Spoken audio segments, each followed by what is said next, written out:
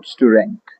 And in order to reach our desired rank, we have started revising all the important books as far as UPSC is concerned, and starting with Lakshmikant. And the most important topic of Lakshmikant is Parliament. Parliament chapter के अंदर बहुत सारे topics हैं. हमने अब तक 13 topic discuss कर लिए हैं, and today we are going to revise the 14th one, which is multi functional role of parliament. हमारी जो पार्लियामेंट है उसके बहुत सारे रोल होते हैं, फंक्शंस होते हैं, powers. So that we are going to discuss. And what are these are the sub parts in this topic. Like in A part we will be discussing the legislative functions and powers of parliament. In B part we are going to discuss the executive powers and functions. So like this we are going to complete sub parts and revise the entire book. So let's not wait. So the very first subtopic is legislative powers and functions. In this topic, what we are going to do is that parliament has a role. Parliament का ना एक काम होता है, और parliament का सबसे main जो काम होता है वो क्या होता है? To make laws, legislation banana, to make laws. अब laws वो किस can make laws on all the subjects in union list. Union list के पास जैसे कि हम एक फेडरल पॉलिटी फॉलो करते हैं, तो डिवीजन ऑफ पावर है. यूनियन लिस्ट है, स्टेट लिस्ट है, कॉन्करेंट लिस्ट है. तो यूनियन लिस्ट के अंदर जितने भी सब्जेक्ट्स हैं उन सब पर पार्लियामेंट लॉ बना सकती है. पार्लियामेंट किस पे लॉ बना सकती है? रेजिड्यूरी पावर्स पर. जो सब्जेक्ट्स इन तीनों लिस्ट में नहीं आते, वो बचे हुए सब्जेक्ट सारे इसमें आते हैं. तो इसमें जितने भी सब्जेक्ट्स हैं उस पे भी पार्लियामेंट लॉ बना सकता है. देन कॉन्करेंट लिस्ट भी है एक. कॉन्करेंट लिस्ट के रेस्पेक्ट में पार्लियामेंट के पास ओवरराइडिंग पावर्स हैं.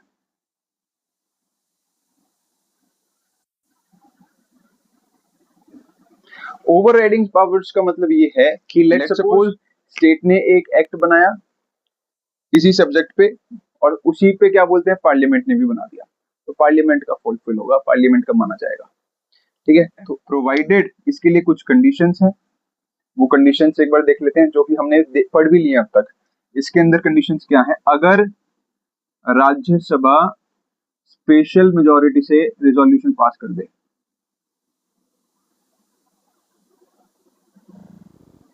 मेजोरिटी से रिजोल्यूशन पास कर दे, अगर ये हो जाए तो पार्लियामेंट स्टेट लिस्ट पर भी काम कर सकती है.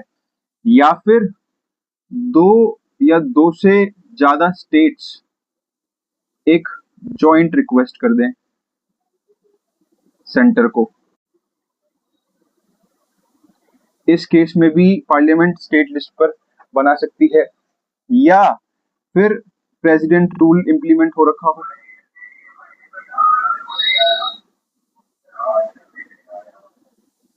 in case of president rule as well, this can be done.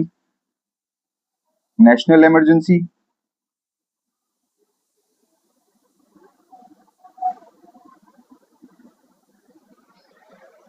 ठीक है. अगर नेशनल इमरजेंसी भी सरकार में लगी हुई है तो उस केस में भी पार्लियामेंट लॉ बना सकती है.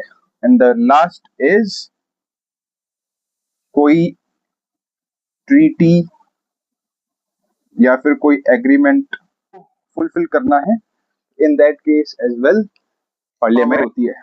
ऑर्डिनेंस पावर,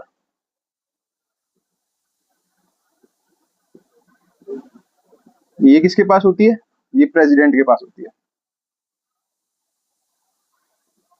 जब पार्लियामेंट सेशन में नहीं बैठी होती, किसी सेशन में नहीं होती, तो इन दैट केस प्रेसिडेंट साहब ऑर्डिनेंस पावर का यूज करके कोई लॉ बना सकते हैं. लेकिन जैसे ही सेशन बैठेगा, रीअसेंबली हुई, विदिन 6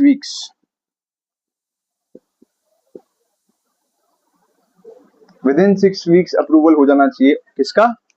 ऑर्डिनेंस का. ऑर्डिनेंस का अगर अप्रूवल हो गया तो वो एक्ट बन जाएगा, और अगर नहीं हुआ तो फिर खारिज हो जाएगा. तो ये इसके लेजिस्लेटिव मेंस पर्सपेक्टिव से काफी इंपॉर्टेंट है। जो पार्लियामेंट लॉ बनाती है ना, जो पार्लियामेंट लॉ बनाती है, पार्लियामेंट ना स्केलेटन फॉर्म में लॉ बनाती है।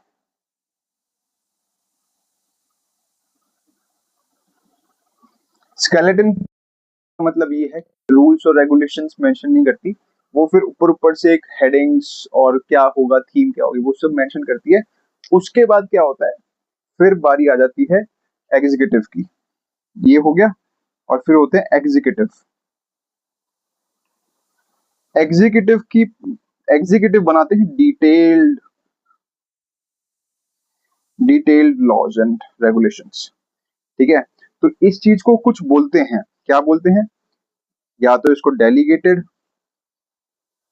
लेजिस्लेशन बोलो, या इसको एग्जीक्यूटिव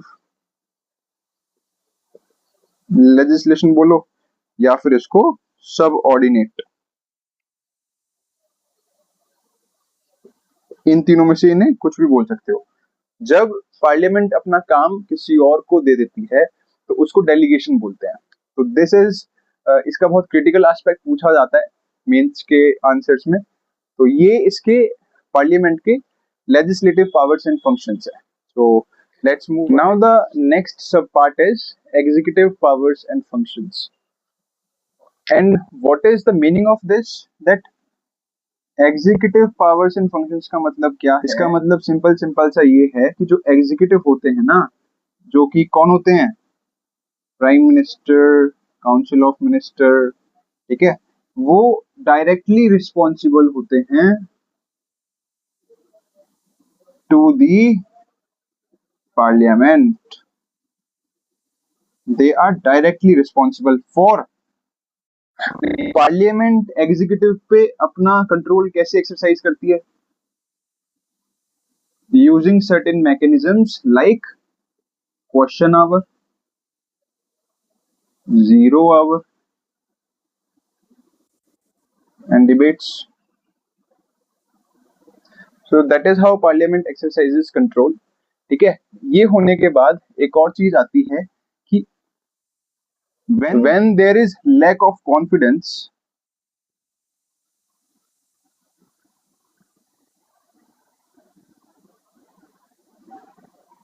in लोकसभा, लोकसभा के अंदर कॉन्फिडेंस अगर शो नहीं हो रहा, तो इस केस में ये हमें कब पता चलेगा, हमने पढ़ा है, अगर मोशन ऑफ थैंक्स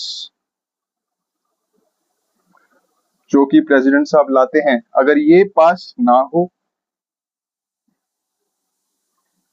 अगर कट मोशन पास हो जाए, अगर एडजर्नमेंट मोशन पास हो जाए, सेंस्योर मोशन पास हो जाए, एंड अगर मनी बिल जो कि हमने बहुत अच्छी तरह पढ़ा है पास ना हो। ठीक है, तो ये दो नहीं होते। तो अगर हमें लोकसभा में ये दिखाना है कि कॉन्फिडेंस नहीं है, तो इन तीन मोशंस से देखा जा सकता है कि अगर थैंक्स मोशन ऑफ थैंक्स पास हो जाए या नहीं हो, तो it will depend whether the Lok Sabha enjoys confidence in the parliament. So this is our class for today. हमारा एम ये है कि छोटी वीडियोस बनानी है, बेशक ज्यादा बन जाए लेकिन कोई दिक्कत नहीं है, लेकिन छोटी वीडियोस बना के सब कुछ रिवाइज करना है। So we will focus on that aspect only, and as I always say, do two things only. First is revision videos, watch our videos. Second is answer writing. Answer writing के लिए we provide pointers on our channel as well. ठीक है, वो देखिए and write your answers, and you could also join our Telegram channel where you can post your answers. So that is all, thank you so much.